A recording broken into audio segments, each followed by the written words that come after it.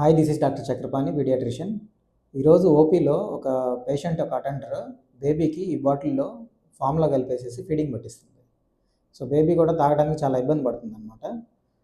So ఇలాంటి bottle మంచిదా కాదా? జనరల్గా మనం మదర్ ఫీడింగ్ ఇవ్వలేని పక్షంలో ఫీడింగ్ బాటిల్స్ వాడుతూ ఉంటాం కదా. సో ఈ బాటిల్ మంచిదా లేదా అనేదానికి ఏంటంటే, ఫస్ట్ ఐఎస్ఐ మార్క్ లేదు, బీపీఏ ఫ్రీ బాటిల్ లాగా లేదు, ఫుడ్ గ్రేడ్ ప్లాస్టిక్ లాగా అనిపించట్లేదు. సెకండ్ మోస్ట్ ఇంపార్టెంట్ థింగ్ వచ్చేసి ఫ్లో చాలా ఫాస్ట్గా పడిపోతుంది. ఓకేనా? తర్వాత ఈ టీట్ ఉంది కదా, ఇది సిలికాన్ టీట్ లాగా లేదు, ఏదో సమ్ చీప్ క్వాలిటీ ప్లాస్టిక్ లాగా ఉంది. అండ్ థర్డ్ థింగ్ వచ్చేసి ఈ మౌత్ చూడండి, వైడ్ మౌత్గా లేదు. వైడ్ మౌత్గా లేకపోతే ఏంటంటే క్లీనింగ్ చేసుకోవడానికి చాలా ఇబ్బందిగా ఉంటుంది అనమాట.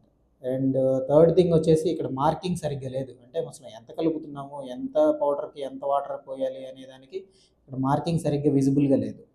సో ఇలాంటి బాటిల్స్ మీరేమన్నా వాడుతున్నట్టయితే మాత్రం ఇది వెంటనే మార్చేసుకోవాలి.